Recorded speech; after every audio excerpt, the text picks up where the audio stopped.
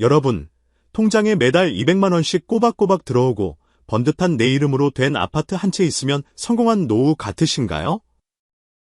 저도 딱 1년 전까지만 해도 그렇게 믿었습니다. 아니, 확신했습니다. 남들보다 훨씬 앞서 나간다고 자부했죠. 저는 인천 남동공단에서 30년 넘게 자동차 부품을 깎고 다듬으며 상무이사까지 달았던 최영민입니다. 은퇴하던 날 후배들의 박수를 받으며 짐을 쌀 때만 해도 제 앞날은 찬란한 금빛일 줄 알았습니다. 8월 동안에 대출 하나 없는 5억짜리 아파트도 있고 현금도 2억 넘게 쥐고 있었으니까요. 그런데 저는 오늘 8월 예술회관역 근처의 한 편의점에서 야간 알바 면접을 보고 터덜터덜 걸어 나왔습니다. 1월에 인천 찬바람이 왜 이렇게 뼛속까지 시린지 모르겠습니다. 편의점 점장이 제 이력서를 훑어보더니 그러더군요. 상무님까지 하셨던 분이 이런 일을 하실 수 있겠어요? 밤새 물건 채우고 바닥 닦는 게 보통 일이 아닌데 30살도 안 돼 보이는 새파란 점장 앞에서 저는 비굴하게 웃으며 손을 모았습니다. 아유 그러며. 제가 공단에서 밤샘 작업하던 가락이 있어서 자신 있습니다. 제발서만 주십시오. 그 말을 뱉는데 목구멍이 턱 막히더라고요. 평생을 최 상무님 소리 들으며 대접받던 제가 왜 고작 시급 8,860원짜리 알바 자리에 목을 매는 처지가 됐을까요? 사건의 발단은 오늘 점심이었습니다. 8월동 예술회관 근처에 장어자기로 소문난 집이 하나 있어요. 남동공단 시절 제 밑에서 부장 과장 소리 듣던 후배 셋이 퇴직 1주년이라고 모임을 하자더군요. 오랜만에 어깨에 힘 좀 주고 나갔습니다. 여전히 번쩍거리는 제네시스 G80을 끌고 식당 앞에 내렸죠. 그 녀석들 앞에서 기죽기 싫어서 제일 비싼 특장으로 주문했습니다. 그런데 술 기운이 오르자 가장 아끼던 후배 녀석이 제 속을 툭 긁는 겁니다. 상무님, 8월 그 아파트 요즘 시세 좀 떨어졌다면서요? 5억도 간당간당하다던데? 한이 연금 200 받아서 그런 차 유지비는 나옵니까? 저희가 눈치 없이 비싼 장어 먹자고 했나 보네요. 상무님 형편 아닐까? 오늘 술값은 저희가 1로 나눠서 낼게요. 상무님은 그냥 계세요. 순간 머릿속이 하얘지면서 귀끝이 화끈거렸습니다. 나 최영민이야. 너희들 집 살 때 돈 빌려주고 보너스 챙겨주던 상무라고. 그 속에서는 불길이 치솟는데 현실은 비참했습니다. 결국 자존심 때문에 제 개인 카드를 내밀며 소리쳤습니다. 무슨 소리야? 오늘 내가 쏜다. 영수증에 찍힌 금액은 33만 8천 원. 영수증이 출력되는 그 짧은 직-마이너스 소리가 마치 제 노후를 갉아먹는 소리처럼 들렸습니다. 그 32만 원이 우리 부부의 일주일 생활비라는 걸 저는 뻔히 알고 있었거든요. 식당을 나와 제네시스 운전대를 잡는데 손바닥에 땀이 흥건했습니다. 기름값이 아까워 에어컨도 못 켜고 창문을 열고 달리는데 인천 대공원 앞을 지날 때 결국 눈물이 핑 돌더군요. 5억짜리 아파트에 살고 제네시스를 타는 제가 왜 지금은 아내 몰래 편의점 알바를 구하러 다녀야 할까요? 300만 원이라는 연금이 왜 제 삶을 구원해주지 못하고 오히려 목을 죄는 밧줄이 되었을까요? 제가 과연 이 위기를 딛고 다시 일어났을까요? 아니면 이대로 무너져 자식들에게 손을 벌리는 비참한 노인이 되었을까요? 여러분, 60대에게 연금 200만 원과 집 한 채는 결코 안전한 성벽이 아닙니다. 오히려 여러분을 방심하게 만들고 결국 벼랑 끝으로 밀어넣는 치명적인 독이 될 수 있습니다. 제가 지난 1년 동안 겪으니 처절하고 뼈아픈 실수를 지금부터 하나씩 들려드리겠습니다. 남의 이야기가 아닙니다. 여러분이 지금 당장 무언가를 바꾸지 않는다면 내일 아침 여러분의 통장에 일어날 일입니다. 저처럼 바보 같은 자존심 때문에 인생을 망치지 마십시오. 오늘 제 이야기를 끝까지 들어보시면 여러분의 소중한 노후 자금을 지키고 진짜 행복한 노후를 설계할 방법을 찾으실 수 있을 겁니다. 자, 그럼 상무 최영민이 왜 1년 만에 알바생이 되었는지, 그 기막힌 사연을 시작해 보겠습니다. 지금도 눈을 감으면 그 지독한 절삭유 냄새가 코끝을 스치는 것 같습니다. 인천 남동공단 쇠 깎는 소리와 기계 돌아가는 소음이 가득한 그곳이 제 인생의 전부였습니다. 자동차 기어 박스에 들어가는 정밀 부품을 만드는 회사에서 저는 33년을 버텼습니다. 말단 사원으로 들어가 상무이사 자리에 오르기까지 제 청춘과 건강을 그 공장 바닥에 다 쏟아부었죠. 은퇴하던 날 후배들이 마련해준 조철난 이임식에서 저는 당당했습니다. 상무님 그동안 고생 많으셨습니다. 이제 사모님하고 여행도 다니시고 푹 쉬세요. 꽃다발과 감사패를 들고 공장 정문을 나서는데 묘한 해방감이 밀려오더군요. 그날 제 퇴직금 계좌에 찍힌 숫자는 정확히 2억 1,500만 원이었습니다. 30년 넘게 낸 국민연금도 매달 140만 원씩 나오기로 확정된 상태였죠. 아내 미진 씨의 연금과 나중에 받을 기초연금까지 합치면 월 200만 원은 걷든 인천에서 집 한 채 있고 현금 2억에 매달 200만 원이면 왕족이지. 그때 제 머릿속 계산기는 그렇게 장밋빛 미래만 두드리고 있었습니다. 알고 보니 그게 제 인생 가장 큰 착각이었는데 말이죠. 퇴직하고 일주일쯤 지났을까요? 가장 먼저 한 일은 인천 서구에 있는 중고차 매매 단지로 달려가는 것이었습니다. 평생 회사에서 나온 법인 차량만 타다가 내 차를 사려니 가슴이 뛰더군요. 딜러가 추천하는 검은색 제네시스 G80 앞에 섰을 때 저는 망설이지 않았습니다. 상무님 정도 채통 이면이 정도는 타셔야죠. 상태 아주 좋습니다. 중고라고는 하지만 4,500만 원이나 하는 거금을 단시불로 긁었습니다. 아내가 옆에서 은근히 눈치를 주더군요.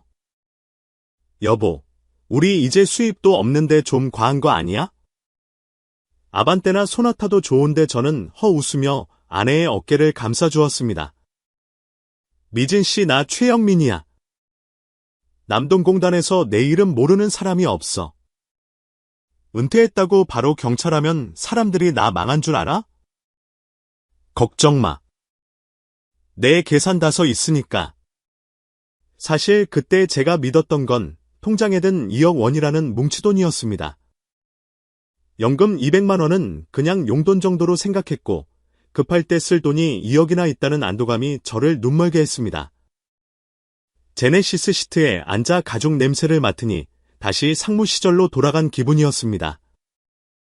집으로 돌아오는 길 8월동 아파트 지하 주차장에 차를 세우는데 어깨에 힘이 빡 들어가더군요. 생각처럼 노후가 만만치 않다는 신호는 아주 작은 곳에서부터 시작되었습니다. 첫 카드값이 나오던 날 저는 처음으로 고개를 갸우뚱했습니다. 차보험료에 취등록세 그리고 지인들과 은퇴 축하주 몇 번 마신 게 전부였는데 700만 원이 넘게 찍혔더군요. 그래도 괜찮았습니다. 현금이 1억 5천만 원 넘게 남아 있었으니까요. 여보, 이번 달은 좀 많이 썼네? 다음 달부터 아끼면 되지 뭐.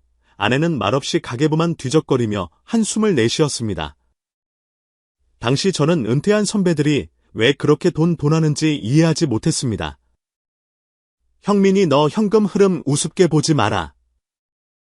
뭉칫돈은 금방 녹아 없어져. 먼저 은퇴한 공장 선배가 술자리에서 했던 충고를 저는 귀등으로 흘렸습니다. 에이, 형님은 관리를 못하셔서 그런 거고. 난 상무 출신인데 다르지. 이런 근거 없는 자신감이 제 눈을 가리고 있었습니다. 여러분, 혹시 지금 퇴직금 봉투를 손에 쥐고 계신가요? 그 돈이 영원히 여러분을 지켜줄 것 같으신가요? 문제는 여기서 끝이 아니었습니다. 제가 세운 월 200만 원의 연금 계획에는 치명적인 구멍이 뚫려 있었거든요. 그 구멍은 제가 가장 믿었던 자식, 그리고 생각지도 못한 세금이라는 이름으로 다가왔습니다. 8월 34평 아파트에 앉아 창밖을 보며 커피를 마실 때만 해도 저는 몰랐습니다. 제가 마시는 이 커피 한 잔이 나중에는 얼마나 사치스러운 일이 될지 말입니다. 노후 자금 2억 원이 모래성처럼 허물어지는 데는 채 1년도 걸리지 않았습니다. 통장에 현금이 없어도 예외는 없습니다. 그때는 몰랐습니다. 제가 지키려고 했던 그 5억짜리 아파트와 제네시스가 사실은 제 노후를 갉아먹는 가장 날카로운 이빨이었다는 것을요. 매달 들어오는 연금 200만 원, 그중에서 건강보험료 42만 원, 아파트 관리비 35만 원, 제네시스 유지비와 보험료 30만 원 그리고 통신비와 각종 공과금을 떼고 나니 우리 부부 손에 쥐어지는 돈은 딱 70만 원이었습니다. 70만 원 하루로 나누면 2만 3천 원 꼴입니다. 두 사람이 새끼밥 먹고 가끔 커피 한 잔 마시고 친구 경조사라도 한 챙기면 곧바로 마이너스가 되는 금액이죠. 7억 가던 집이 5억으로 떨어졌어도 남들이 보기엔 여전히 번듯한 아파트에 대형 세단을 끄는 상무님인데 실상은 편의점 도시락 하나 살 때 100원 단위까지 계산해야 하는 실버 푸어가 된 겁니다. 생각처럼 쉽지 않았어요. 평생을 대접받으며 살던 사람이 하루아침에 지출을 줄이는 건 살을 돌려내는 것보다 고통스러웠습니다. 처음 한두 달은 어떻게든 버텼습니다. 하지만 통장 잔액이 바닥을 보이고 아들에게 빌려준 돈은 돌아올 기미가 없자 당장 먹고 사는 문제가 생존의 위협으로 다가왔습니다. 여보, 오늘 저녁엔 고기 좀 먹을까? 당신 요즘 기운도 없어 보이는데. 아내가 조심스럽게 물었지만 저는 버럭화부터 냈습니다. 고기는 무슨 고기야? 지금 한 푼이 아쉬운 판에 대충 된장찌개나 끓여 먹어. 아내의 풀 죽은 뒷모습을 보며 가슴이 미어졌지만 제 입에선 날카로운 말만 나갔습니다. 자존심이 상할수록 목소리는 더 커지더군요. 결국 우리 부부가 선택한 생존 전략은 어둠 속의 쇼핑이었습니다. 우리는 일부러 밤 8시가 넘어서야 집을 나섭니다. 목적지는 8월동 집에서 조금 떨어진 홈플러스 간석점입니다. 왜 굳이 그 먼 곳까지 가냐고요? 아는 사람을 만날까봐 무서웠거든요. 8월동 아파트 단지 근처 마트에는 남동공단 시절 지인들이나 동네 주민들이 널려 있습니다. 상무님 여기서 뭐 하세요? 나는 말 한마디가 세상에서 가장 공포스러웠습니다. 밤 8시 한 홈플러스 신선식품 코너에는 저 같은 처지의 사람들이 모여듭니다. 유통기한 임박 스티커, 그 노란색 30% 할인 스티커가 붙기를 기다리는 하이엔 아들 말입니다. 아내 미진 씨는 한때 백화점 VIP 소리 듣던 사람인데 이제는 노란 스티커가 붙은 고기팩 하나를 집어들기 위해 젊은 주부들과 어깨 싸움을 합니다. 그 모습을 뒤에서 지켜보고 있으면 가슴 밑바닥에서 뜨거운 것이 올라옵니다.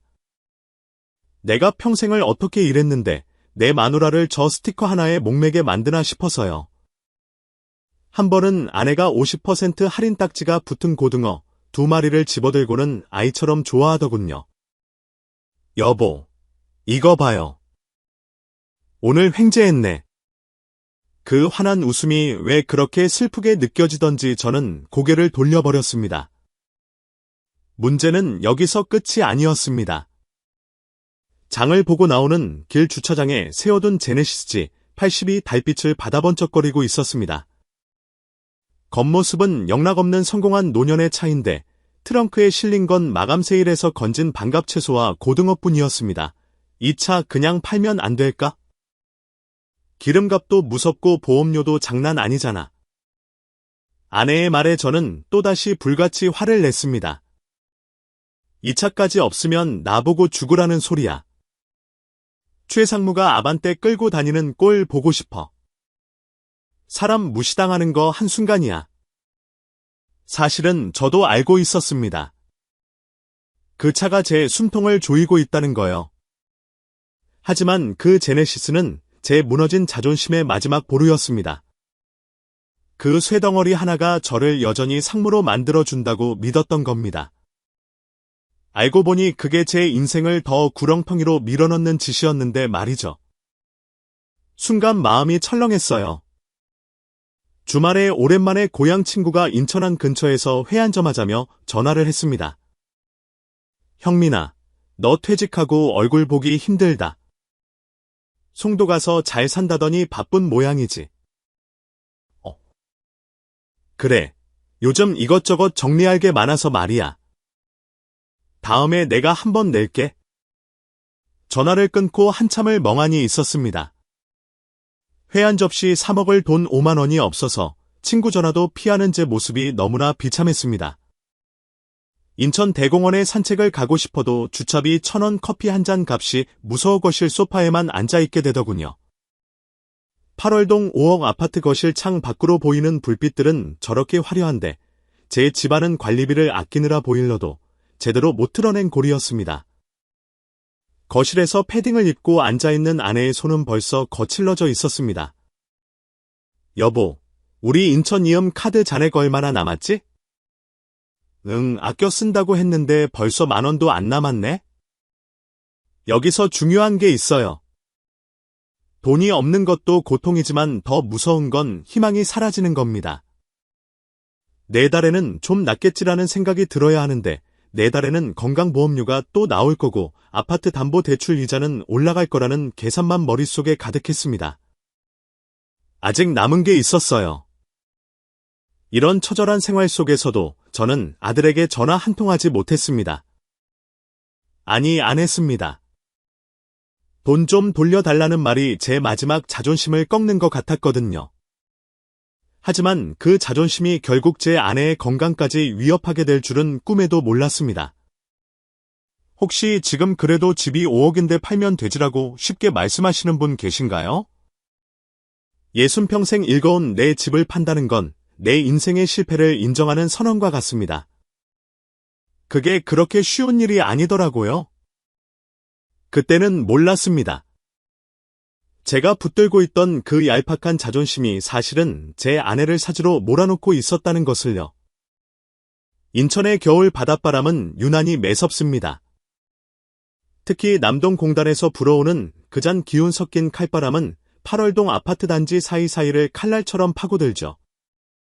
관리비를 아끼겠다고 거실 보일러를 외출 모드로 돌려놓은 탓에 집안에서도 우리는 두툼한 패딩 점퍼를 입고 지냈습니다. 여보, 나 무릎이 너무 실려요. 조금만 온도를 높이면 안 될까? 아내 미진 씨가 담요를 둘러쓰고 파르르 떨며 묻는데 저는 차마 보일러 스위치로 손을 뻗지 못했습니다. 통장에는 이번 달 건강보험료 42만 원을 내고 남은 푼돈뿐이었거든요. 조금만 참아. 금방 봄 오잖아. 양말 하나 더 신어. 저는 오히려 투명스럽게 쏘아붙이고는 베란다로 나가 담배만 태웠습니다. 그게 제 못난 자존심을 지키는 유일한 방식이었습니다. 그때까지만 해도 괜찮았습니다. 아니, 괜찮다고 스스로를 세뇌하고 있었습니다. 아들이 나중에 갚겠지? 연금 200이면 어떻게든 살겠지라며 가짜 안도감의 껍데기 속에 숨어 있었죠. 하지만 그 껍데기가 박살나는데 대는 단 하루도 걸리지 않았습니다. 어느 날 아침 아내가 화장실을 가려다 비명을 지르며 쓰러졌습니다. 평소 좋지 않던 무릎 연골이 완전히 한계를 넘긴 겁니다. 급하게 제네시스 뒷좌석에 아내를 태우고 8월 동안에 있는 가천대 길병원 응급실로 달렸습니다. 차는 부드럽게 나갔지만 제 가슴은 시커멓게 타 들어갔습니다. 검사를 마치고 나온 의사가 제게 차트를 보여주며 말하더군요. 퇴행성 관절염이 심각합니다. 양쪽 다 수술하셔야겠어요? 그대로 두면 평생 못 걸으실 수도 있습니다.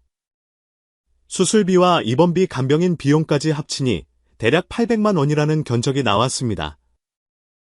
순간 마음이 철렁했어요.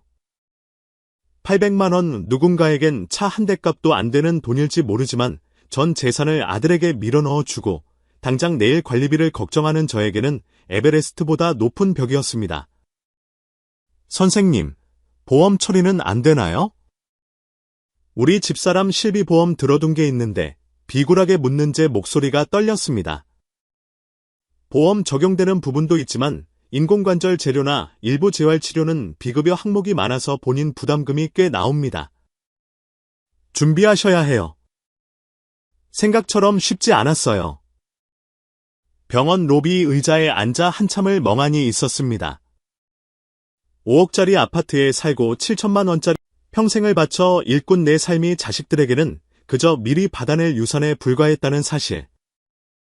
그 뼈 아픈 진실이 제 가슴을 돌려냈습니다. 나간다. 내가 잘못 왔다. 도망치듯 아파트 문을 박차고 나왔습니다. 엘리베이터 거울 속에 비친 제 모습이 어찌나 초라하던지 남동공단에서 큰 소리치던 최상무는 어디 가고 자식에게 구걸하다 거절당한 늙은이 하나가 서 있었습니다. 생각과 완전히 달랐습니다. 돈만 있으면, 집만 있으면 자식이 효도할 줄 알았습니다. 하지만 현실은 정반대였어요. 가진 걸 다 내주는 순간 저는 더 이상 아버지가 아니라 유통기한 지난 현금 인출기에 불과했던 겁니다. 여기서 끝이 아니었습니다. 8월동 집으로 돌아가는 길 안에 미진 씨에게 전화가 왔습니다. 수술 후 집에서 요양 중인 아내가 울먹이는 목소리로 말하더군요. 여보, 아까 어떤 사람들이 집으로 찾아왔어? 집에 딱지 붙인다고? 무서워 죽겠어? 당신 어디야? 어떻대? 우리 순간 마음이 철렁했습니다. 대부업체 놈들이 기업 아내에게까지 마술을 뻗친 겁니다. 아직 수술 자국도 안 문 사람에게 그 험한 꼴을 보이다니 차를 길가에 세우고 핸들에 머리를 박은 채 꺽 소리를 내며 울었습니다.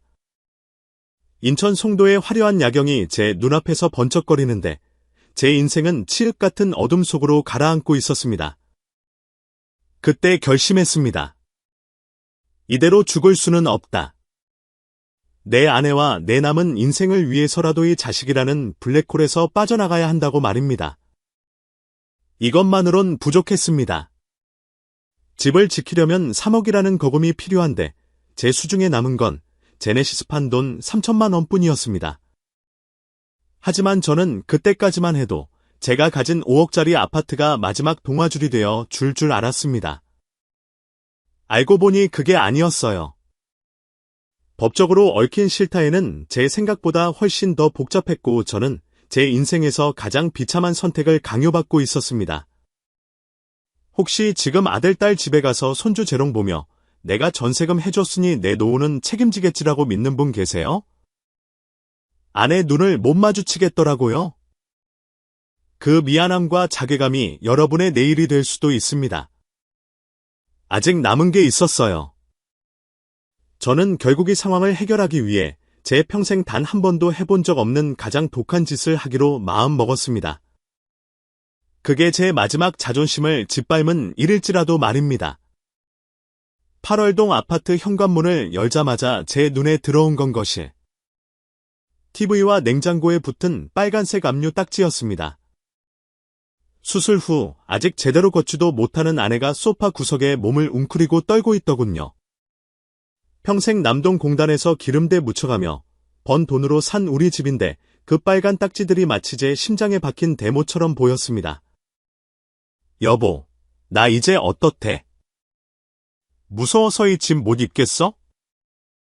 아내의 울음 섞인 목소리에 저는 아무 대답도 할 수 없었습니다. 아들이 친 사고를 수습하지 못한 못난 남편 자식에게 다 퍼주고 빈털터털리가 된 멍청한 아버지. 그게 지금 제 이름표였습니다. 생각처럼 쉽지 않았어요. 당장 그 딱지들을 다 떼어버리고 싶었지만 그랬다가는 법적 처벌을 받는다는 대부업체 직원의 협박이 귀가에 쟁했습니다. 결국 저는 다음날 아침 인천 미추홀구 하객동에 있는 인천지방법원 근처 법률사무소를 찾았습니다. 한때 상무이사로 있을 때는 법인 자문 변호사들과 골프를 치며 대접받던 저였는데 이제는 낡은 서류 가방 하나 들고 개인의 생과 파산을 상담받으러 다니는 신세가 된 겁니다. 그런데 말입니다. 상황은 제 예상보다 훨씬 심각했습니다. 선생님, 지금 아드님 연대보증 빚이 3억 2천입니다. 현재 국민연금 140만 원 나오시죠? 아파트 가액 5억에서 선순위 담보대출 빼면 청산가치가 너무 높아서 개인 회생도 쉽지 않습니다. 안경을 고쳤으며 차갑게 말하는 법무사의 목소리에 숨이 턱 막혔습니다. 개인 회생을 하려면 매달 일정 금액을 갚아야 하는데 제 연금 200만 원은 이미 건강보험료와 관리비로 반통하기 나 있었고 남은 돈으로는 이자조차 감당할 수 없었거든요. 혹시 이런 분 계세요?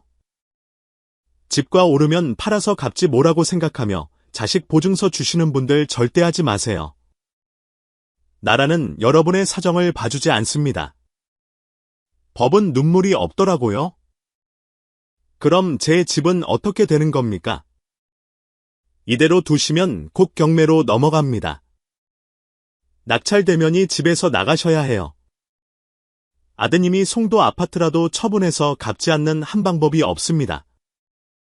법원 앞 식당에서 6,000원짜리 콩나물 국밥 한 그릇을 시켜놓고 한참을 멍하니 앉아 있었습니다. 국물이 다 식을 때까지 숟가락 한 번 들지 못했습니다. 막상 해보니까요. 자존심을 버리는 것보다 더 힘든 건 가족이라는 이름의 배신감을 견디는 일이었습니다. 송도에서 잘 먹고 잘 사는 아들놈은 이제 제 전화를 아예 받지도 않았습니다. 문제는 여기서 끝이 아니었습니다. 집으로 돌아오는 지하철 안에서 문득 아내의 수술 자국이 떠올랐습니다. 아직 실밥도 채 아물지 않은 그 무릎으로 남편이 없던 낮 시간 동안 압류딱지를 붙이러 온 사람들에게 수모를 당했을 아내를 생각하니 피눈물이 났습니다. 내가 이러려고 상무까지 달았나? 내가 이 꼴 보려고 그 고생을 했나 싶은 자괴감이 폭풍처럼 밀려왔습니다. 순간 마음이 철렁했어요. 갑자기 아내에게서 문자가 왔거든요. 여보, 나 너무 힘들어서 친정언니에 좀가 있을게. 당분간 연락하지 마. 아내마저 제 곁을 떠나려 한다는 공포. 30년 넘게 함께한 동반자가 무너지는 집구석을 견디지 못하고 짐을 싼 겁니다. 8월동 아파트 단지 상가 앞을 지나는데 제가 한때 자랑스럽게 끌고 다니던 제네시스와 비슷한 차가 옆을 지나가더군요. 그 차를 보는 순간 소리를 지르고 싶었습니다. 그 쇠덩어리가 뭐라고? 그 상물나는 타이틀이 뭐라고? 여기서 끝이 아니에요. 저는 그날 밤 캄캄한 거실에 혼자 앉아 결심했습니다. 이 집을 포기하더라도 내 인생 마지막 남은 조각이라도 지켜야겠다고요. 자식에게 기대를 거는 건 이제 끝내기로 했습니다. 알고 보니 그게 아니었어요. 자식은 부모가 다 퍼줄 때만 효도하는 거였습니다. 빈 껍데기만 남은 부모는 자식에게 짐일 뿐이라는 걸 저는 법원 앞 차가운 콩나물 국밥을 보며 깨달았습니다. 아직 남은 게 있었어요. 집이 경매로 넘어가기 전 할 수 있는 가장 독하고 현실적인 방법을 선택해야 했습니다. 아들에게 다시는 연락하지 않겠다는 절연 선언과 함께 제 남은 노후 자금을 지키기 위한 마지막 사투를 시작했습니다. 혹시 지금 여러분도 자식 때문에 잠 못 이루고 계신가요? 언젠가는 갚겠지라는 그 희망이 여러분을 죽이는 독약입니다. 다 된 줄 알았는데 인생은 저를 더 깊은 나락으로 밀어넣고 있었습니다. 결국 경매 딱지가 붙은 지 2달 만에 저는 백기를 들었습니다. 8월에 5억 원짜리 아파트를 금매로 내놓은 것이죠. 제값 다 받으려다가는 길바닥에 나은 게 생겼으니 4억 6천만 원에라도 가져가겠다는 사람이 나타나자마자 도장을 찍었습니다. 30년 넘게 남동공단에서 쇠가루 마셔가며 일군 내 집이 남의 손에 넘어가는 순간제 심장이 바닥으로 툭 떨어지는 기분이었습니다. 부동산업소에서 잔금을 치르고 나오는데 다리가 휘청거렸습니다. 아들이 연대보증으로 사고친 3억 2천만 원을 갚고 제네시스 할부 잔금이랑 밀린 관리비 수술비로 받은 약관 대출까지 털어내고 나니 제 손에 남은 건 딱 8천만 원이었습니다. 5억짜리 아파트가 8천만 원짜리 전세금으로 쪼그라든 겁니다. 여기서 끝이 아니었습니다. 저는 아내의 손을 잡고 쫓기듯 이삿짐을 쌌습니다. 이웃들 볼 면목이 없어서 새벽 5시에 사다리 차를 불렀죠. 8월 동안 그 넓은 거실을 뒤로하고 우리가 도착한 곳은 남동구 만수동의 아주 오래된 낡은 빌라 3층이었습니다. 엘리베이터도 없고 복도에서는 키안 곰팡이 냄새가 나는 그런 고지였습니다. 막상 해보니까요. 쉼평대 아파트에서 쓰던 가구들으니 좁은 빌라에 여러분은 한 달에 400만 원씩 연금이 꼬박꼬박 통장에 들어온다면 여러분의 노후는 안전하다고 확신하시나요? 지방에 6억짜리 아파트 하나 있고 남편은 번듯한 중소기업 임원까지 지냈으니 남들은 저희가 팔자 좋은 줄만 압니다. 민정 씨는 좋겠어. 연금도 넉넉하고 집 걱정도 없으니 노후 준비 끝났네. 동네 친구들의 이런 부러움 섞인 말들이 사실은 우리 부부를 갉아먹는 독이었을까요?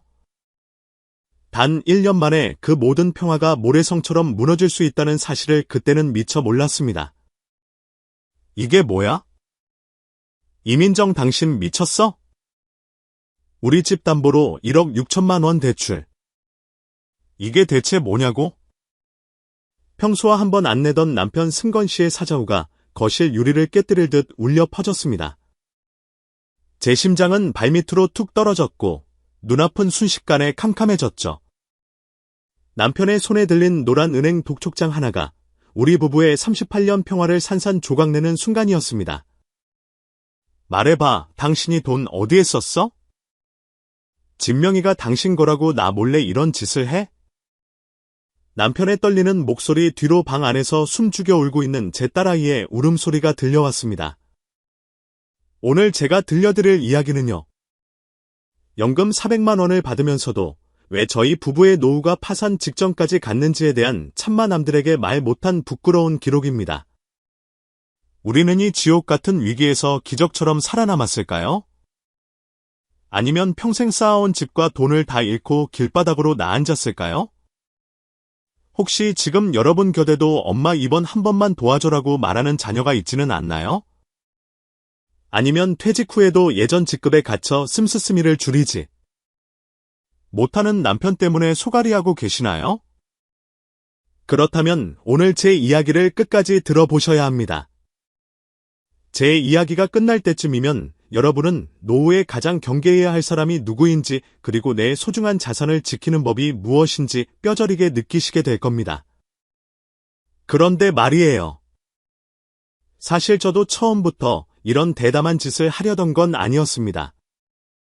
그저 자식 사랑이 조금 지나쳤을 뿐이고 남편의 체면을 지켜주고 싶었을 뿐이었죠. 하지만 그 사소한 배려가 어떻게 1억 5천만 원이라는 거대한 빚더미로 변했는지 지금부터 하나씩 풀어보겠습니다. 아직 끝이 아닙니다. 우리 부부가 받은 300만 원이라는 돈이 어쩌면 저희에게는 가장 큰 저주였을지도 모릅니다. 돈 앞에 장사 없고 자식 앞에 부모 없다는 그 무서운 진실. 그 비극의 시작은 이혼하고 돌아온 제 하나뿐인 딸아이였습니다. 과연 저는 왜 남편 몰래 그 큰 돈을 대출받아야만 했을까요? 그리고 그 돈은 정말 딸아이의 희망이 되었을까요? 자, 그럼 한때는 우아했던 우리 집 거실이 왜 아수라장이 되었는지 그 지옥 같았던 첫 번째 날부터 말씀드려 볼게요. 남편 승건 씨가 30년 넘게 몸담았던 직장에서 퇴직하던 날 저희는 서로 손을 맞잡고 참 많이도 울었습니다. 여보, 정말 고생 많았어. 이제 우리 걱정 없이 살자. 그때만 해도 저희 앞날에 먹구름이 낄 거라곤 상상도 못했죠. 남편의 퇴직금과 그동안 부어온 국민연금 그리고 노후를 위해 따로 준비했던 개인연금까지 싹 합쳐보니 매달 우리 통장에 300만 원이라는 돈이 찍히더라고요. 여러분 한 달에 300만 원이면 노부 둘이 먹고 살기에 차고 넘치는 돈이라고 생각하시죠? 저도 처음에는 계산기를 두드려보며 안도했습니다. 이 정도면 가끔 여행도 다니고 손주들 용돈도 넉넉히 줄 수 있겠다. 하지만 막상 퇴직 생활이 시작되니까요. 현실은 제가 생각했던 것과는 완전히 달랐습니다. 300만 원이라는 돈은 통장을 스쳐 지나가는 숫자에 불과했거든요. 일단 가장 큰 문제는 남편의 임원 자존심이었습니다. 회사 문을 나선 지 2년이 넘었는데도 승건 씨의 머릿속은 여전히 상무 시절에 멈춰 있었거든요. 예전 회사 후배들이나 지인들에게 연락이 오면 기어이 나가서 밥값을 본인이 다 내야 직성이 풀리는 거예요. 내가 상사였는데 어떻게 얻어먹냐? 아직 이 정도 낼 능력은 돼. 한번 나가면 소고기에 술값까지 20만 원, 30만 원 쓰는 건 우스웠죠. 여기에 품위 유지한다며 골프 모임은 또 왜 그리 빠지지 않는지 제가 옆에서 여보 이제 우리 형편 생각해서 조금 줄이자라고 하면 오히려 버럭 화를 내며 자존심을 세웠습니다. 그런데 말이에요. 진짜 문제는 남편의 씀씀이만이 아니었습니다. 매달 고정적으로 나가는 지출들이 숨통을 조여오기 시작했거든요. 5억짜리 아파트 관리비에 나이 들수록 늘어가는 부부 보험료 거기에 경조사비까지 합치니 연금 300만 원은 순식간에 바닥을 드러냈습니다. 모아둔 비상금은 야금야금 줄어드는데 남편은 여전히 통장이 넉넉한 줄만 알고 있었죠. 혹시 여러분 주변에도 퇴직하고 나서도 예전 씀씀이 못 버리는 남편 때문에 밤마다 가게 보적으며 한숨 쉬는 분 계신가요? 그 마음 제가 누구보다 잘 압니다. 사실 이때까지만 해도 저는 아꼈으면 어떻게든 되겠지라고 믿었습니다. 우리 집엔 빚도 없고 비록 지방이지만 5억짜리 아파트 명의도 제 앞으로 되어 있었으니까요. 하지만 인생은 제 예상과 완전히 다르게 흘러갔습니다. 평온하던 우리 집의 차와 거절할 수 없는 거대한 풍랑이들이 닥친 건 바로 그때였죠. 시집가서 잘 사는 줄만 알았던 하나뿐인 딸아이가 돌도 안 된 손주 녀석을 등에 업관문 앞에 서 있었거든요. 엄마, 나 이제 어떻게 해? 눈물이 범벅이 된 딸의 얼굴을 보는 순간 제 가슴은 갈기갈기 찢어지는 것 같았습니다. 사위의 사업 실패와 이혼 그리고 짊어지게 된 빚더미들 그때는 몰랐습니다. 딸 나이에 그 눈물이 우리 부부의 노후를 집어삼키는 불씨가 될 줄은 말이에요. 승건 씨는 딸의 소식을 듣고 며칠을 알아누웠습니다. 어떻게 키운 딸인데? 그놈이 감히 우리 애를 이렇게 만들어.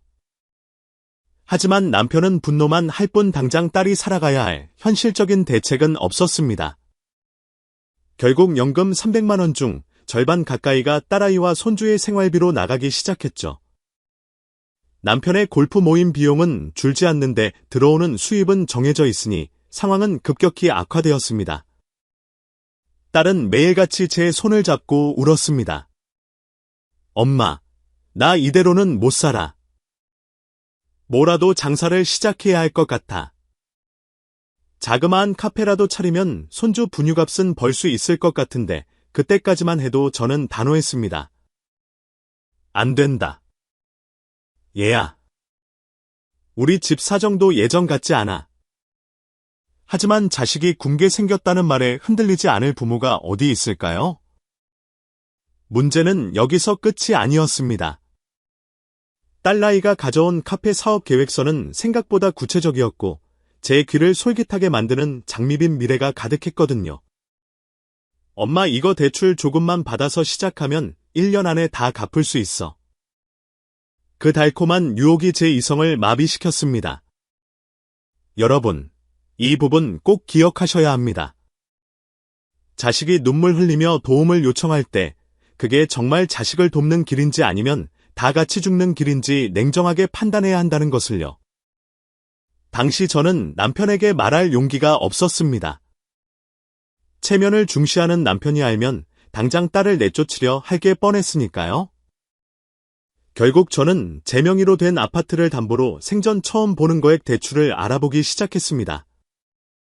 그래 집인의 명의니까 승건 씨 몰래 잠깐만 빌려 쓰고 갚으면 되겠지.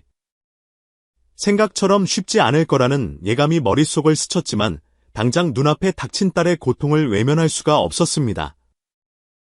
보험 하나 해약하는 것도 벌벌 떨던 제가 어떻게 1억 5천만 원이라는 거금을 대출받을 용기를 냈을까요?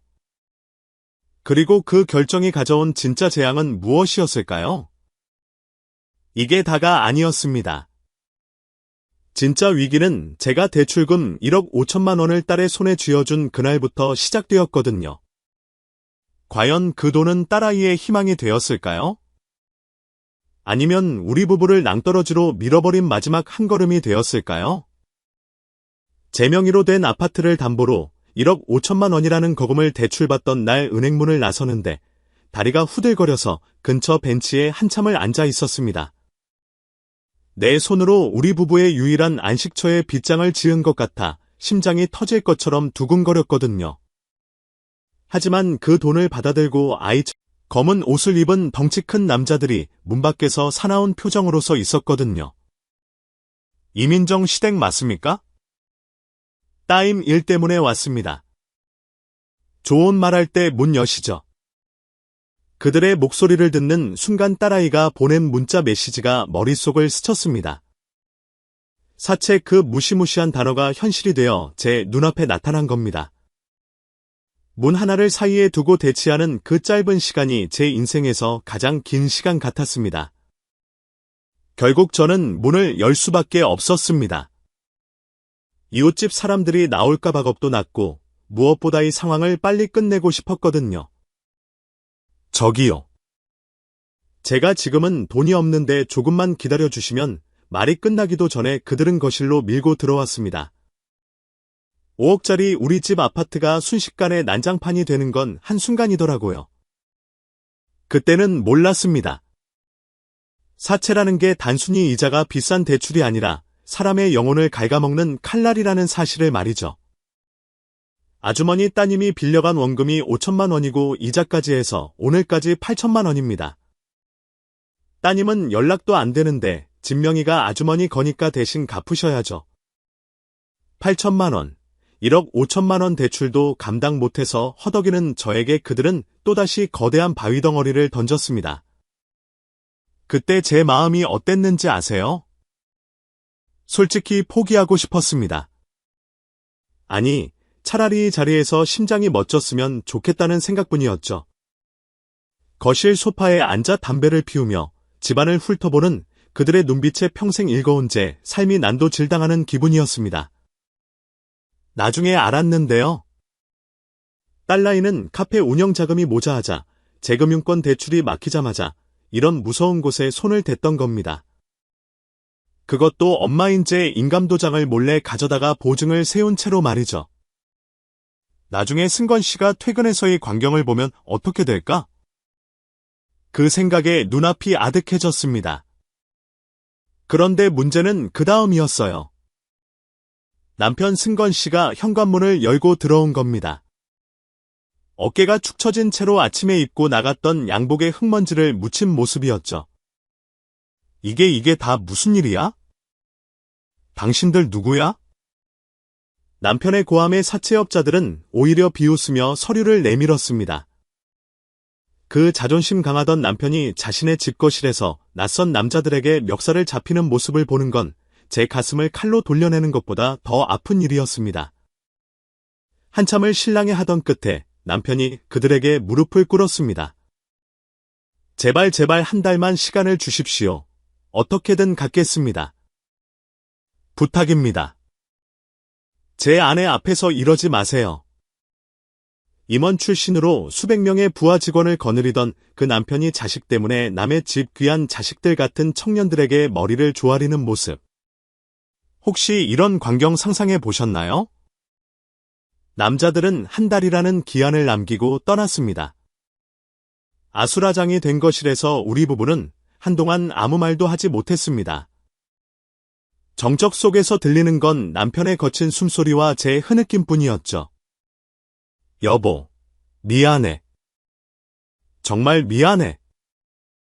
제가 울며 사죄하자 남편이 제 손을 거칠게 잡았습니다.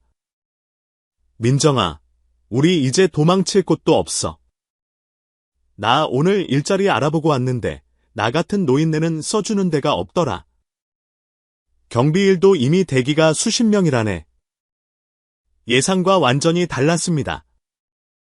경력 있고 멀끔한 중소기업 임원 출신이면 어디든 반길 줄 알았는데 67세 노인에게 사회는 냉정하기 짝이 없었습니다. 하지만 여기서 끝이 아니었습니다. 우리 부부는 이대로 무너질 수 없다는 생각에 밤을 새워 머리를 맞대고 살아날 구멍을 찾기 시작했습니다. 가장 먼저 생각한 건 보험 해약이었어요. 젊을 때부터 부어온 연금보험이며 실비보험까지 다 뒤져보니 해금으로 3천만 원 정도는 마련할 수 있겠더라고요. 여보, 이거라도 해서 일단 급한 불부터 꺼야겠어. 우리 몸 아픈 건 나중 문제고 당장이 집에서 쫓겨날 순 없잖아. 이것만으론 부족했습니다. 나머지 5천만 원과 은행 대출 이자를 감당하려면 정말 뼈를 깎는 결단이 필요했죠. 이 부분 꼭 기억하세요. 노후의 평화는 지키는 게 아니라 쟁취하는 거라는 거요. 저희는 지방에 있느니 5억짜리 아파트를 내놓기로 했습니다. 평생을 모아 장만한 우리 부부의 긍지였더니 집을 말이죠. 하지만 대출이 껴있고 경기가 안 좋아서 당장 팔릴 리가 없었습니다. 그때까지만 해도 괜찮았습니다. 어떻게든 버티면 팔리겠지 않은 막연한 희망이 있었거든요. 그런데 말입니다. 다음날 아침 잠적했던 딸라이에게서 다시 연락이 왔습니다. 울음 섞인 목소리로 딸이 내뱉은 첫마디는 우리 부부의 마지막 남은 의지마저 꺾어버리기에 충분했습니다. 엄마, 나 지금 병원이야. 손주가 많이 아파. 당장 수술비가 필요해. 하늘이 무너진다는 게 이런 기분일까요? 빚쟁이들에게 쫓기는 와중에 손주까지 아프다니요. 문제는 여기서 끝이 아니었습니다. 딸라이가 말한 수술비는 우리가 보험을 해서 만든 그 3천만 원과 거의 맞먹는 금액이었거든요. 사채를 갚을 것이냐, 손주를 살릴 것이냐. 인생은 우리 부부에게 가장 잔인한 선택지를 던졌습니다. 아직 남은 게 있었어요. 남편 승건 씨가 제 눈을 똑바로 쳐다보며 말했습니다. 민정아, 우리 아파트 그냥 주택연금 말고 금매로 당장 넘기자. 돈이 얼마가 남든 상관없어. 일단 사람부터 살려야지. 5억짜리 아파트를 4억에라도 급하게 넘겨야 하는 상황. 우리 부부의 300만 원 연금은 이제 대출 이자와 수술비라는 거대한 파도 앞에 흔적도 없이 사라질 판이었습니다. 과연 우리 부부는 이 절망의 끝에서 손주를 살릴 수 있었을까요?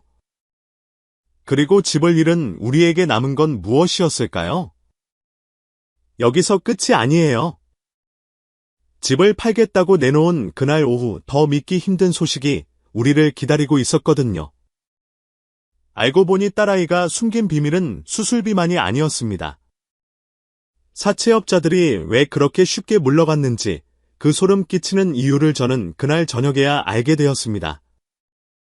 결국 저희 부부는 평생의 자부심이었던 지방의 5억짜리 아파트를 금매로 내놓았습니다. 사채업자들의 협박과 손주의 수술비 마련이라는 두 마리. 토끼를 잡으려면 제값을 다 받겠다고 버틸 여유가 전혀 없었거든요. 사장님, 이거 4억 2천만 원이면 당장 계약할 사람 있어요. 층수도 좋고 수리도 잘 되어 있어서 금방 나갈 겁니다.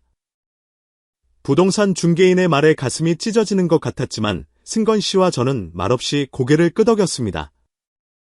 5억짜리 집을 8천만 원이나 깎아서 내놓아야 하는 현실이 믿기지 않았지만 당장 손주 녀석이 수술실로 들어가야 했으니까요. 다행히 집은 내놓은 지 사흘 만에 팔렸습니다. 계약금을 받자마자 저는 병원으로 달려가 수술비를 결제했습니다. 수술실 앞에서 너 나간 채 앉아있던 딸아이가 제 손을 잡고 엉엉 울더군요. 엄마 미안해. 나 때문에 집까지 팔고 내가 죽을 죄를 지었어. 딸의 눈물을 닦아주며 저도 같이 울었습니다. 그래도 자식이 살아야 부모도 사는 거 아니겠습니까? 손주의 수술은 다행히 성공적으로 끝났고 사채업자들에게도 집한 돈으로 우선 일부를 갚으니 한동안 조용해지더라고요. 알고 보니 그게 아니었어요. 그들이 조용했던 건 저희가 불쌍해서가 아니라 우리가 집을 판 돈이 들어올 날짜를 정확히 계산하고 있었기 때문이었습니다. 하지만 그때까지만 해도 저는 모든 게 해결된 줄만 알았습니다. 집을 팔고 남은 돈으로 은행 대출 1억 5천만 원을 갚고 사채 잔금까지 다 치르고 나면 우리 부부에게도 작은 숨구멍이 트일 줄 알았죠. 여보, 우리 이제 욕심 버리고 저기 변두리에 작은 월세방 하나 얻어서 가자. 비록 집은 없어도 우리에겐 연금 300만 원이 있잖아. 그 돈이면 월세 내고 둘이 충분히 살 수 있어. 남편 승건 씨의 그 말에 저는 정말로 안도했습니다. 비록 30년 넘게 일궈온 자산은 사라졌지만 가족이 뿔뿔이 흩어지지 않고 다시 시작할 수 있다는 희망이 생겼거든요. 그 돈이면 남편 병원비 내고 작은 월세방 보증금은 충분히 하고도 남지. 그때까지만 해도 저는 희망의 끈을 놓지 않았습니다. 비록 딸아이가 사고를 쳤어도 평생 일궈온 집값이 있는데 설마 길바닥에 나앉기야 하겠나 싶었거든요. 하지만 날이 밝자마자 달려간 부동산과 법무사 사무실에서 저는 차가운 현실의 벽에 부딪혔습니다. 어르신 지금 잠금을 드릴 수가 없어요. 따님이 집 팔기 일주일 전에 어머니 인감을 도용해서 또 다른 개인 채권자들에게 이중으로 설정을 걸어놨더라고요. 지금 그 사람들이 법원에 공탁금 압류 신청을 다 걸어버렸습니다.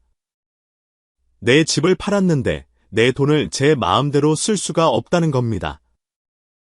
분명히 5억짜리 아파트를 팔아서 빚을 다 갚았는데 서류상으로는 남은 돈이 0원이나 다름없는 상황이 된 거죠. 나중에 알았는데요. 딸아이는 제가 생각했던 것보다 훨씬 더 치밀했습니다. 이미 집을 팔기로 결정한 순간부터 부모의 남은 재산까지 탈탈 털어갈 계획을 세우고 있었던 겁니다. 집을 산 새 주인은 분쟁에 휘말리기 싫다며 잔금을 법원에 공탁해버렸고 그 돈을 찾으려면 짧게는 1년 길게는 수년이 걸리는 소송을 해야 한다는 말을 들었을 때 제 눈앞은 캄캄해졌습니다. 그런데 문제는 여기서 끝이 아니었습니다. 당장 오늘 오후까지 남편의 두번비와 검사비 중간 정산금 350만 원을 결제하라는 문자가 날아왔거든요. 연금 300만 원이 들어오는 통장은 이미 사채업자들이 가압류를 걸어놔서 단돈 2원도 인출할 수 없는 상태였죠. 혹시 이런 분 계세요? 설마 나라에서 연금은 지켜주지 않나? 라고 믿고 싶은 분들 말입니다. 저도 그랬습니다. 국가에서 주는 연금인데 설마 굶어 죽으라고 다 가져갈까 싶었죠. 하지만 현실은 제가 생각했던 것보다 훨씬 더 냉혹했습니다.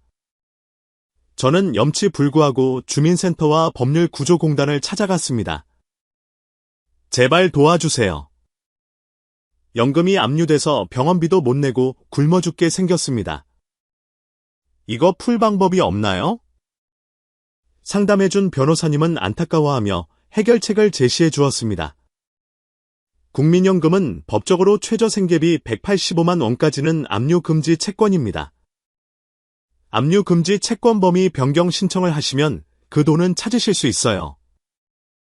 알고 보니 그게 아니었어요. 그 신청을 해도 법원 결정이 나올 때까지 최소 2주에서 한 달은 걸린다는 겁니다. 당장 오늘 밤 잘 것도 없고 남편 병원비도 내야 하는데 법은 너무나 멀고 현실의 칼날은 너무나 가까웠습니다. 막상해 보니까요. 평소 그렇게 가깝게 지내던 친척들도 돈 이야기만 나오면 목소리부터 달라지더라고요. 민정씨, 나도 요새 형편이 안 좋아서 형님 내 소식 들었어요. 근데 우리도 애들 등록금 때문에 여유가 없네요. 결국 저는 남편의 임원 시절 받은 훈장과 낡은 시기까지 들고 전당포를 찾아갔습니다. 하지만 66세 노파가 들고 온 낡은 물건들의 전당포 주인은 혀를 찰 뿐이었습니다. 할머니, 이런 건 요새 팔리지도 않아요. 그냥 가져가세요. 여기서 중요한 게 있어요. 노후에 현금이 없다는 건 날개 없는 새가 절벽에서 떨어지는 것과 같다는 사실입니다. 서류상 자산이 수억 원이면 뭐합니까? 당장 남편 치료비 10만 원도 없는데 말이죠. 순간 마음이 철렁했습니다. 병원에서 걸려온 전화 때문이었죠. 보호자님, 환자분 의식은 돌아오셨는데 병원비 결제가 안 되면 상급 병실에서 일반 병실로 옮기셔야 하고 간병인도 직접 구하셔야 합니다. 저는 눈물로 호소했습니다. 임원 부인 소리 들으며 우아하게 살던 체면은 이미 쓰레기통에 처박은 지 오래였습니다. 병원 원무과 직원 앞에 무릎을 꿇고 사정사정해서 겨우 사흘의 시간을 벌었습니다. 그 4월 동안 저는 미친 사람처럼 돌아다녔습니다. 가지고 있던 폐물 중 남은 금반지 하나를 팔아 겨우 40만 원을 만들었습니다. 그걸로 일단 남편 기저귀와 간단한 생필품을 샀습니다. 예상과 완전히 달랐습니다. 남편 승건 씨가 의식을 되찾으면 모든 게 해결될 줄 알았는데 깨어난 남편이 마주한 건 절망뿐이었죠. 말이 어눌해진 남편은 제 손을 잡고 눈물만 흘렸습니다. 미 민정아, 나 죽는 게 낫겠다. 그 떨리는 목소리에 제 가슴은 난도질 당했습니다. 하지만 울고 있을 수만은 없었습니다. 어떻게든 185만 원이라도 찾아서 우리 두 사람 입에 풀칠은 해야 했으니까요. 이게 다가 아니었습니다. 집을 산세 주인이 법적으로 명도 소송을 걸겠다며 압박해왔습니다. 복도에 내놓은 짐들을 당장 치우지 않으면 폐기 처분 비용까지 청구하겠다는 내용 증명이 병원까지 날아왔죠. 저는 결국 짐의 대부분을 포기했습니다. 남편의 낡은 정장 한 벌과 제 옷까지 몇 개, 그리고 당장 필요한 약봉지만 챙겨서 가방 2개를 꾸렸습니다. 평생을 모아온 가구와 추억들이 쓰레기차에 실려나가는 걸 멀리서 지켜보며 저는 소리 없이 울었습니다. 솔직히 포기하고 싶었습니다.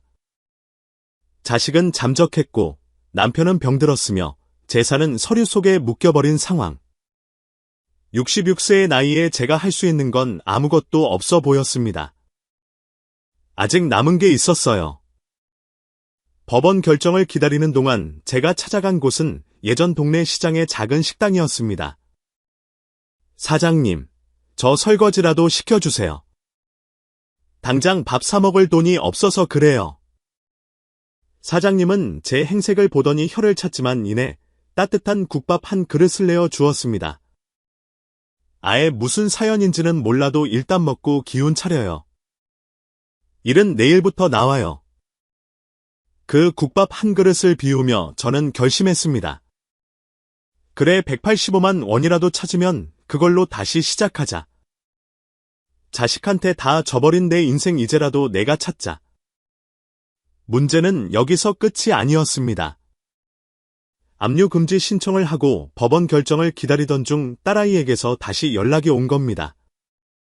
염치 없게도 딸은 다시 돈 이야기를 꺼냈습니다. 엄마 미안해. 나 지금 사채업자들한테 잡혀 있어. 돈 안 보내주면 나 진짜 죽어. 자식의 그 목소리에 제 심장은 다시 요동쳤습니다. 하지만 이번엔 달랐습니다. 옆에서의 통화를 듣고 있던 남편 승건 씨가 떨리는 손으로 전화기를 뺏어들었습니다. 은지야, 너 죽어라. 우리도 이미 죽었다. 남편의 그 처절한 한마디에 전화기 너머는 정막에 휩싸였습니다. 부모 자식 인연을 칼로 베어내는 듯한 그 고통을 견디며 우리 부부는 서로의 마른 손을 잡았습니다. 여러분, 노후의 5억짜리 아파트보다 더 무서운 게 뭔지 아십니까? 바로 내 주머니에 당장 쓸 수 있는 현금 10만 원이 없다는 사실입니다. 과연 우리 부부는 압류된 연금을 무사히 찾을 수 있었을까요? 그리고 집한 돈 1억 9천만 원은 영영법원에 묶여버린 걸까요? 우리가 모든 것을 잃고 병원비를 걱정하던 그날 밤 남편의 예전 부하 직원이 병실로 찾아오면서 이야기는 새로운 국면을 맞이하게 됩니다. 식당 주방에서 10시간 넘게 산더미처럼 쌓인 불판을 닦고 나면 손가락 마디마디가 전기에 감긴 것처럼 찌릿거렸습니다. 66세 평생 물 한 방울 안 묻히고 산 건 아니었지만 돈을 벌기 위해 남의 집 설거지를 한다는 건 상상도 못했던 일이었죠. 매일 밤 퇴근길에 병원 들러 남편 기저귀 갈아주고 나면 제 몸은 이미 제 것이 아니었습니다. 오늘 일당 8만 원에서 식대 빼고 7만 5천 원입니다. 고생했어요. 식당 사장님이 쥐어주는 그 꼬깃꼬깃한 만 원짜리 몇 장이 한때는 우스울 그 돈이 지금은 제 목숨줄이었습니다. 임원 부인 소리 들으며 백화점에서 몇십만 원짜리 옷을 고민 없이 사던 시절이 마치 전생의 일처럼 멀게만 느껴졌습니다. 하루 벌어 하루 남편 병원비를 대는 삶 그게 66세에 마주한 제자 민낯이었습니다. 그런데 말이에요. 인생은 한번 꼬이기 시작하니까 끝을 모르고 바닥으로 치닫더라고요. 법률구조공단에 신청한 압류 금지 채권 범위 변경 신청은 간무 소식이었습니다. 법원에서는 서류가 미비하다느니 채권자의 신청이 들어왔다느니 하며 시간을 여러분 노후에 가장 비참한 게 뭔지 아십니까? 돈이 없는 게 아니라 자식 때문에 내 노후를 당당하게 말하지 못하는 그 부끄러움입니다. 저는 그 부끄러움을 털어내기 위해 제 딸을 법의 심판대에 세웠고 그제야 비로소 남편과 눈을 맞추며 웃을 수 있게 되었습니다. 아직 남은 게 있었어요. 우리가 이사한 새 집 마당에 남편이 서툰 솜씨로 심은 상추와 고추가 싹을 틔웠을 때 저는 평생 느껴보지 못한 기이한 평온함을 느꼈습니다. 300만 원 연금을 받고 5억 아파트에 살 때도 느껴보지 못한 진짜 내 삶을 찾은 기분이었죠. 그날 저녁 남편 승건 씨는 제 손을 잡고 이렇게 말했습니다. 민정아, 우리 참 멀리 돌아왔다. 그래도 이제 진짜 우리 둘만 남았네? 과연 저희 부부의 이야기가 여기서 해피엔딩으로 끝났을까요? 아니요. 인생은 여전히 진행 중입니다. 하지만 한 가지 확실한 건 저희는 이제 그 어떤 태풍이 불어와도 무너지지 않을 단단한 뿌리를 내렸다는 사실입니다. 제가 이 지옥 같은 시간을 건너오며 뼈저리게 느낀 시니어들이 노후 자금을 지키기 위해 반드시 알아야 할 현실적인 조언들을 정리해드리겠습니다. 자신은 저 같은 사람이 나오지 않길 바라는 마음으로 제 가슴 속에 묻어두었던 마지막 진심을 전해드릴게요. 지옥 같았던 시간이 지나고 이제는 경기도 외곽의 작은 1층 빌라에서 남편과 단둘이 아침을 맞이합니다. 마당에 심은 상추가 제법 파릇파릇해졌고 남편 승건 씨는 이제 지팡이 없이도 집안을 천천히 걸어다닐 수 있게 되었죠. 매달 통장에 찍히는 185만 원의 연금과 제가 파트타임으로 벌어오는 푼돈. 예전의 300만 원에 비하면 초라한 액수지만 지금의 저희는 그 어느 때보다 단단하고 평온합니다. 딸 은지의 소식은 가끔 들려오는 재판 결과로만 접하고 있습니다. 면회도 가지 않고 편지도 읽지 않지만 밤마다 가슴 한 구석이 태우는 건 어쩔 수 없는 부모 마음인가 봅니다. 하지만 저는 그 마음을 억지로라도 누르려 노력합니다. 자식이라는 이름에 덧걸려 내 인생 전체를 돌당하는 일 한 번이면 족하니까요.